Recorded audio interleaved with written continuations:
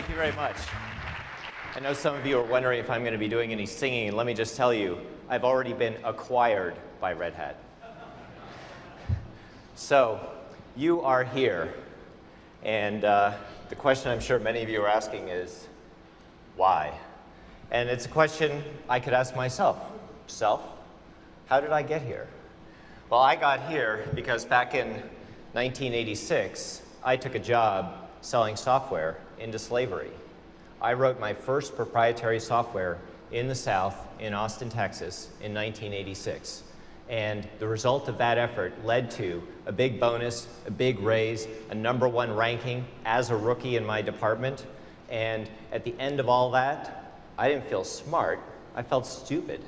And I felt stupid because I knew in my heart that that software was never going to see the light of day, and it didn't. And so when I reread the GPL, I realized that Stallman was not only talking about his own journey and his own experience, he was talking about mine as well. And I looked at how the design of the general public license could allow me to connect with fellow developers in a richer way possible than that one-to-one relationship selling software into slavery. So, you are here, and I'm going to talk today about what brought us all to this point and where can we go in the future. Now, I was not the first person to recognize the value of the many-to-many relationship. In fact, Alexis de Tocqueville, in this wonderful quote from Democracy in America, which I encourage all of you to buy from Amazon.com and read on the way home, he talked about the fact that the sum of all private undertakings, the collective freedom that each individual was able to experience. And look at how he articulates this. This looks like the GPL written in 1835.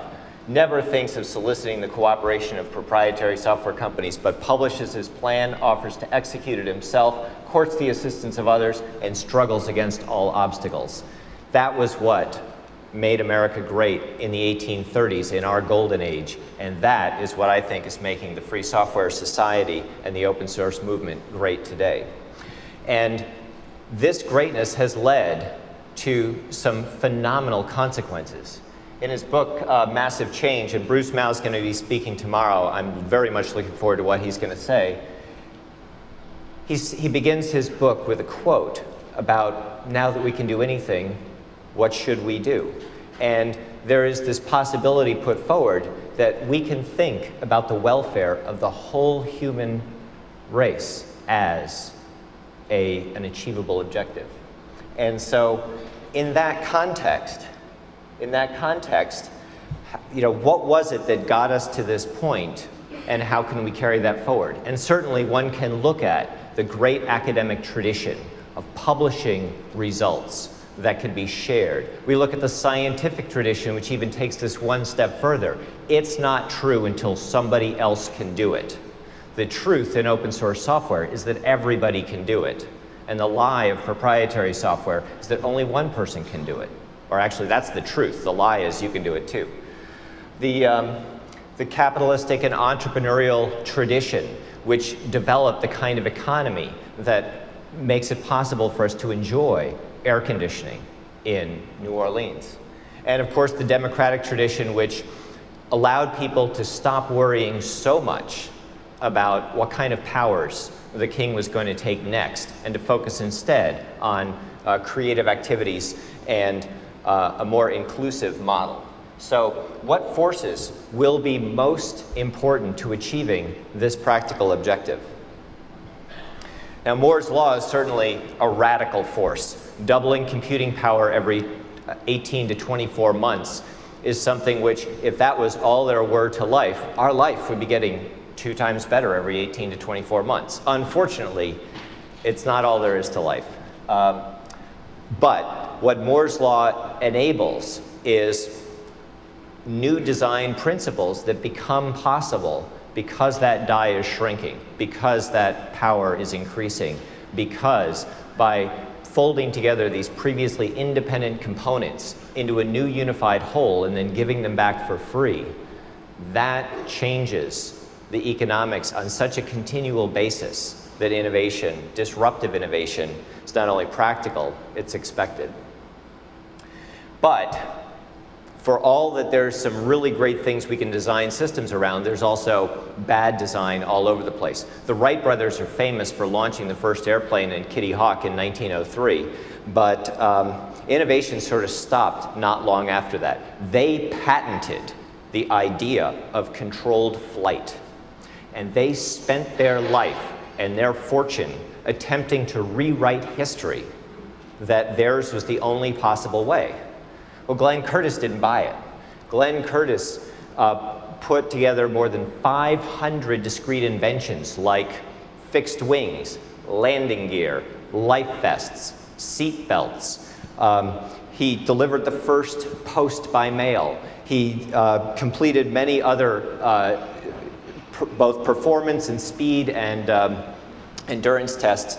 And those 500 innovations that he developed, that the Wright brothers attempted to shut down through the courts, are largely visible in today's modern aircraft. And the only innovation that the Wright brothers could claim after Curtiss got his airplanes aloft was the first airplane fatality. It was one of Curtiss's guys taking a courtesy flight in a Wright brothers plane. The Wright brothers, almost nothing from their design lives forward, and yet they were able to tie up Curtiss in litigation for 20 years.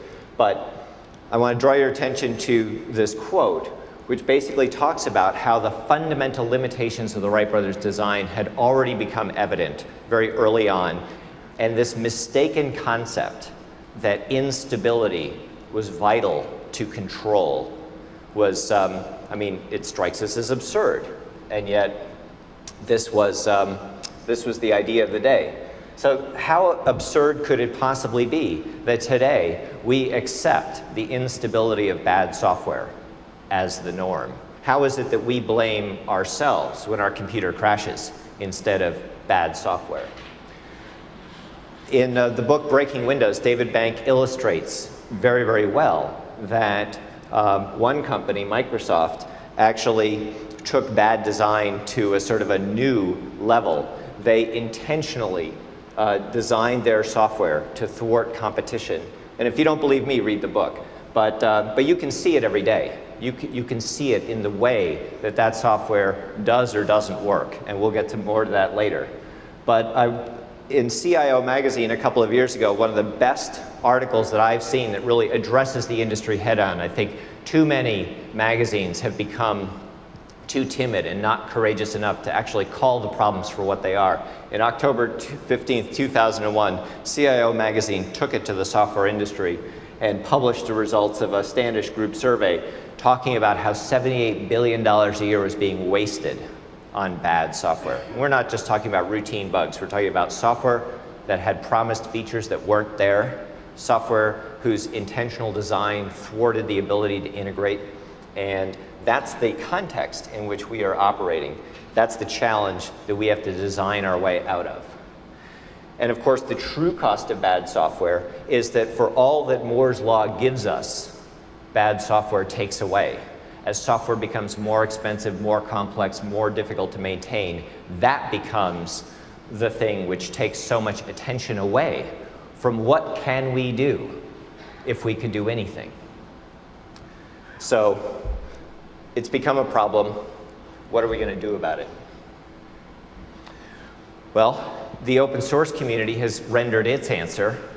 They're going to organize around a design of transparency, of inclusivity, of innovation. And what we have been able to do, although far less than the corporate world could have done, far exceeds all that they have done because of all these small efforts. And that was the report from Sweden last year. Many other national governments have come to similar conclusions, that open source software is at least as good, if not better, than the proprietary counterparts. And I think that we should all give ourselves a big round of applause for the fact that we have become the defining technology of the 21st century. So, good for you.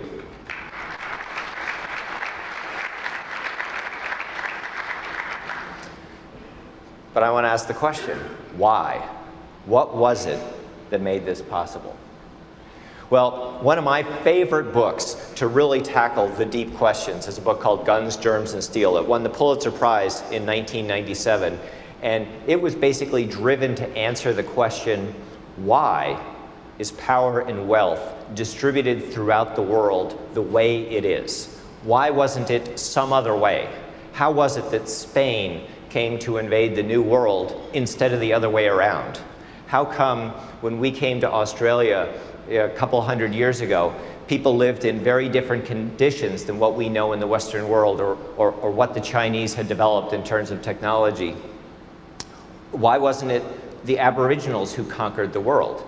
And what he did is he did this phenomenal integration of numerous branches of research to basically drill out the question, why was it that at a particular event that was sort of the ultimate example of the difference between the fate of one society and the fate of another, it's called the collision at Cajamarca, where 168 Spanish soldiers armed with guns and steel swords defeated an army of 80,000 natives who were protecting their god emperor. And the Spanish not only captured that god emperor, but they lost not one single man. All right, so you want to talk about a lopsided military victory. This is the one. And his question is, how did that happen? How did the Spanish wind up there? How did the Indians wind up there? And he drills it all the way out from the proximate causes of technology to the ultimate cause. And this may be a little hard to believe, but if you read the book, you will get it. In fact, this book is probably what put me on the keynote speech circuit. I gave a book review at O'Reilly's open source conference back in 1998, I think. And O'Reilly liked that performance so much, he started putting me up, and before you knew it, I was talking. But it's the large east-west axis of Eurasia, which had two really important properties. Number one, if you take natural resources like rice, wheat, barley, oats, corn, etc., if you take all the domesticatable grains and you scatter them over the land masses, it should be no surprise that the largest landmass is going to get the largest number of those species, right? If you guys played roulette last night, you sort of understand how the odds work. You put a lot of bets down on the table. If you bet every square, you will win. It'll just cost you a lot of money to win. But number one, the largest bucket caught the most genetic diversity. And then number two, the nature of our world is that the Earth spins on a north-south axis, which means the large east-west axis provides a lot of compatibility. When you travel from the east to the west or vice versa, you can traverse a lot of terrain on one single temperate zone, right? So you get a domesticatable grain in one place, you get a beast of burden in another, and at the 40 mile per year diffusion rate of humans, sooner or later, you got cows pulling plows, right? And if you look at North America, which has a major north-south axis, they found toys built in one temperate zone that were wagon toys. They had movable wheels with spokes. But the nearest beast of burden who could have pulled a real life-size one of those was 2 mountain ranges and 3 temperate zones away. And the food for that animal couldn't be ported across those temperate zones, right? So there's the incompatibility of the north-south axis versus the compatibility of the east-west axis. Interesting. So, what is it about open source versus the armies of proprietary software? Is it the open source definition or OSI certified licenses? Is that an ultimate explanation that answers the question why? Is it the quality of the code? Or is it the quality of the community? Which one of those two is the most important? Or is it the suppliers or the users? Which one of those two is ultimate? Or what would happen, if licensing, if the available open source licenses were the answer, would more help? Or would fewer help more? These are the questions that the OSI has to think about. These are the questions that the open source community and the free software community have to think about. Now, I had been trying to think about this from a relatively empirical sense. You know, this worked and that didn't work. When I downloaded the GNU C compiler in 1987, 2 weeks later, I was generating code that was 20% faster than the vendor's proprietary compiler, and 2 weeks after that, I was generating code that was 40% faster. Now, 40% in 1 month compares very favorably to what Moore's Law promises. Moore's Law promises 40% in 9 to 12 months, right? So good software, good code, good hacking leads to what? A 9 to 12x improvement over Moore's Law. That sounds kind of exciting. But I was never able to really get all that far looking at the specific empirics of, boy, is Apache a nice web server. And gosh, you know, the Linux kernel is pretty fantastic, and you know, those GNU tools are coming along. And I read this book, Massive Change by Bruce Mao, recently, and the bit that flipped in my mind was to look at this not from the elements, not from the artifacts rather, but from the question of design. So I was familiar with work done by Dr. David Upton at the Harvard Business School, and he talks about the difference between path-based and installation-based IT. And from a design perspective, if your design is to go from one legacy installation to another legacy installation, you're going to be in that left-hand column. You're going to have a small number of big projects that are very infrequent. The consequence of the design is your development approach is going to be build and install. You don't deliver any value until the installation is complete. That's a big change. In 1999, people were spending money on promised value, like, you know, as if value were scarce. And so they didn't mind that it took 3, 5, 10, you know, maybe infinitely long to recover that value.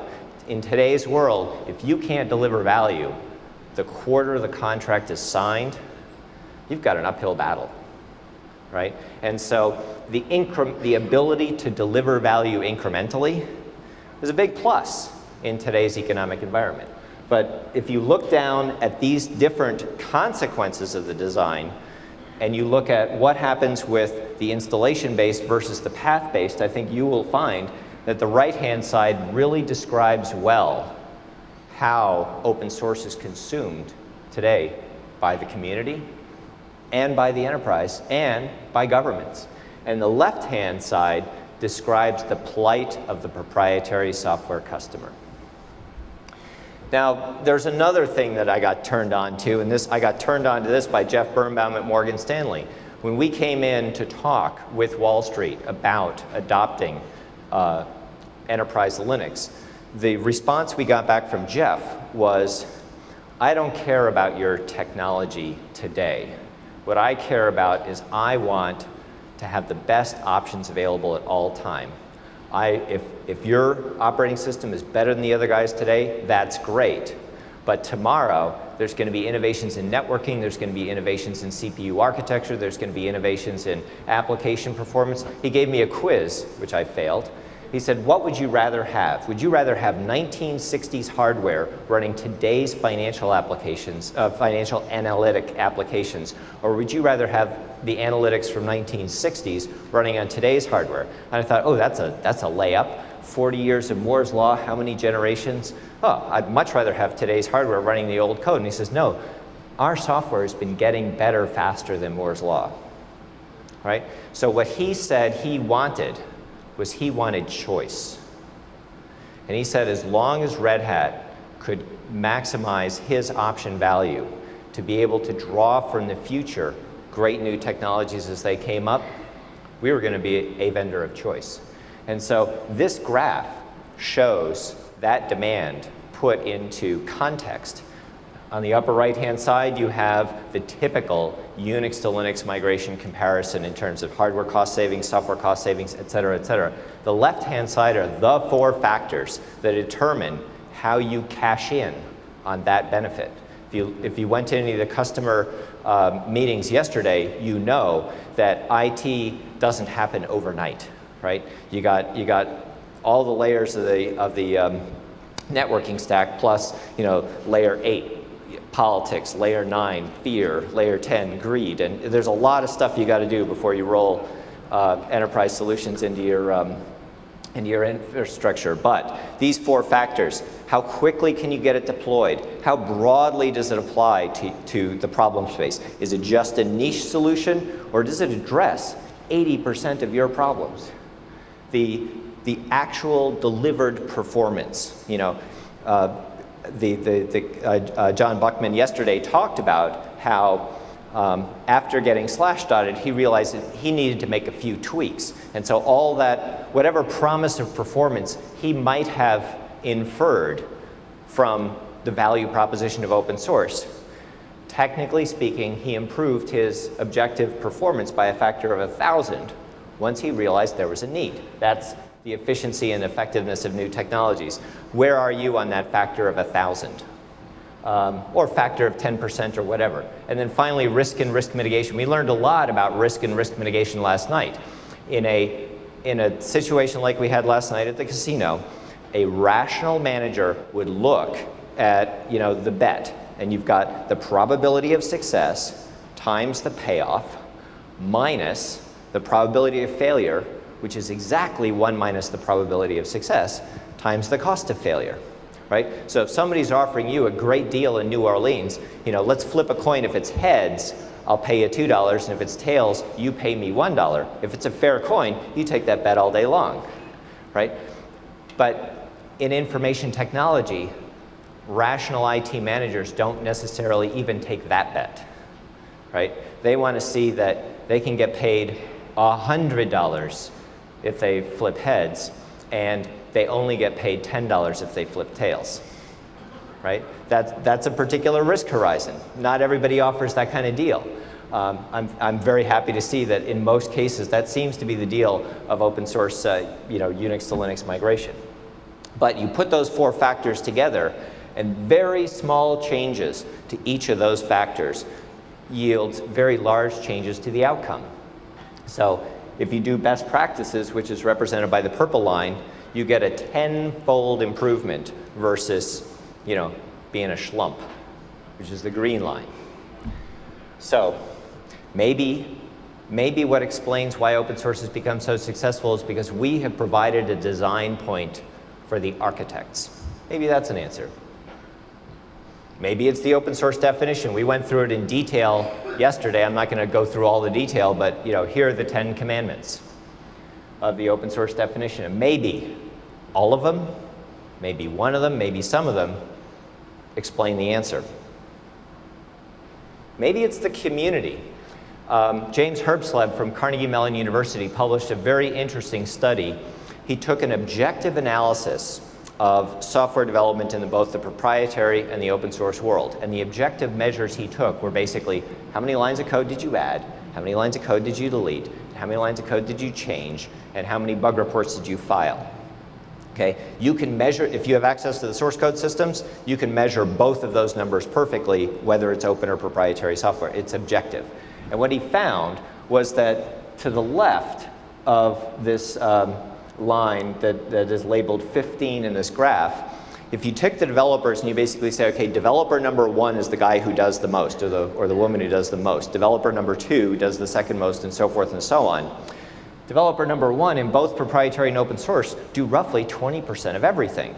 So I can see the venture capitalists thinking, wow, with 4 people we could do almost everything. But it turns out that the next 14 people provide the life support system for that first person.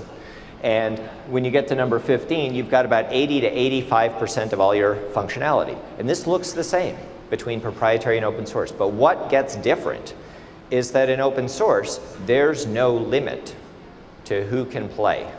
And so in the case of Apache, which this graph depicts, developer number 388, way out on the right, commits 1 line of source code change and gets included in this list. And in the proprietary software world, could you imagine going to the financial managers and basically saying, well, boss, I can do 80 to 85% with 10 to 15 people, but I'd really like to have 40 times that number. They're not going to pay for that. So what they do is they clip that line, and wherever they clip that line, It's the wrong answer. Developer number 388, by the way, is not bored waiting for that one moment of glory on Apache. They're working on interesting stuff. They're working on Tomcat. They're working on Firefox. They're working on the GNU compilers, whatever. And they happen to stumble across an issue in Apache, and at that moment, they have something precious. They have a discovery of a new problem that they can fix.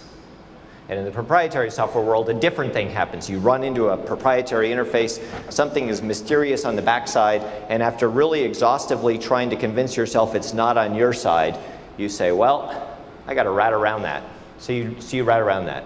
Meanwhile, the proprietary guy on the other side is doing exactly the same thing in the other way, hence begetting what I call software scar tissue. I believe that one of the reasons that proprietary software has become so sclerotic is because this necessary policy of routing around things you don't understand is simply inferior to a policy where you can see the problem, it's transparent, you are given permission to make the change, you make the change, and how many open source developers out there have experienced it's so much easier to fix a bug in your hand than it is to work around one you can't see. How many people know that from experience? Let's hear it. I know that too. Maybe it's user-driven innovation. I think Eric von Hippel is onto something. He wrote a fantastic article in the Harvard Business Review about 3 years ago, and now it's being picked up 3 years later by Forbes and The Economist and other people. And what has happened is he has noticed a shift, and this is not just in open source, although open source exemplifies it, but he has noticed a shift from captive innovation, where the supplier sees themselves as responsible for doing advanced development, for doing design, for building prototypes, and only then asking the customer, is this what you want? And a shift over to building tools that enable customers to become innovators. Eric von Hippel now estimates that across all industries where innovation is relevant, 85% of all innovation comes not from the vendor, but from the customer. Could you imagine a business being successful in the 21st century that basically says, we're not interested in 85% of the innovation. We're only interested in controlling the 15% we can do. Doesn't sound like a very good competitive strategy to me. It wasn't a very good competitive strategy back in the day of the steam engine either. This is a graph. I know you can't read it, but it's a PDF file, so I can't fix it. But this is a graph showing the efficiency of a steam engine. To the left of the dotted line is what James Watt, with all his money and all his research and all his resources, was able to do when he was the exclusive patent holder of the steam engine. The patent expires, no data is collected for about 10 years, and then boom, innovation happens, right? Users who care not only that the steam engine be able to pump the tailings out of mines, but they care that the steam engine can, drive factories, that it can drive cars, that it can drive other things. And that innovation not only led to dramatic improvements in efficiency, it also led to the possibility of better engines, like internal combustion. So what I have seen is I've seen a consolidation beginning to take place. We've done a lot of experimentation. We've tried a lot of licenses. We've tried a lot of projects. Some have worked better than others. And I think the time is now that the open source definition has reached 5+ years in existence, that we look at which of those experiments do we want to consider successes and which of those do we want to consider failure. And if the GPL covers, my number is more than 70%, Martin Fink's number yesterday was more than 83%. If the GPL is being so successful, why? What is it about it? Is the GPL, is that concept of protecting freedom by propagating it so superior to all other treatments that lead to all other results? And if so, we should think about it. We shouldn't mandate it. We shouldn't suddenly take away the choice that users have. But if we've learned something, it's on us to share that learning. So I'm going to try and finish up pretty quickly here, talking a little bit about massive change. Bruce Mao is going to do a better job, but I wanted to do the open source piece for the next minute and 20 seconds. For most of us, design is invisible until it fails. And massive change is about the power and promise of design. In fact, it's about rejecting this binary notion of client and designer. And the GPL does this. The GPL does this. It's about a dream that replacing the idea of that single individual, who's miraculously solving the world's problems, to society taking on that role and responsibility. And seeing these solutions developed and tested in the global commons. So, I think innovation is defined not by what you own, but what you can do. So, let me give you an example of a design that has failed. This graph shows spending in dollars on a logarithmic scale. So if you see a linear function, it's growing exponentially. If you see something growing faster than linear, it's growing faster than exponential. This is frightening. I've got 4 references here of Microsoft saying we're going to spend 100 million, no, 250, no, a billion, no, $2 billion fixing our bugs and security problems. If this trend continues, they will spend every dollar of revenue on their security problems by 2008. Okay? I submit to you that it's not the code, and it's not the developers who have failed. It's the very design of Microsoft's monopoly that's failed. Now let's compare this to the Fuzz report. Some researchers from the University of Wisconsin basically said, what happens if we feed garbage to our favorite utilities? And in 1990, what we see in the blue is roughly an average of 30% of these tools failing because they were fed garbage. And 5 years later, we see some small improvement in the proprietary software world. We see some backstepping, which is it's remarkable that Next, using GNU tools, is so bad. But look, GNU and Linux get measured, and they're 3 times better than the competition. Somebody said in 1995, why the hell should there be any bugs? And so he fixed every single last one, and in 1996, we were actually perfect. In 2000, they reran this report again, and Unix is still making some, but not much progress. Microsoft is almost perfect in a different direction. Almost every single program fails, right? The fact that we hit 0 and stayed there is an example of the success of design. So I unfortunately have to leave the stage. I'll talk about these things in one of my breakout sessions, but I would now like to introduce to you the next speaker, IBM's Irving Vidalski-Berger, who is the Vice President of Technology, Strategy, and Innovation. And what I'm so excited about, what his leadership and IBM's leadership has meant for our community, is that IBM is taking innovation seriously in the 21st century. They are changing their posture to recognize that innovation is defined not by what you own, but by what you can do. And innovation is not just about competitiveness, it's about making the customer successful. So I'm looking forward to hearing what Irving has to say, and I'm sure you will be too. Thank you very much.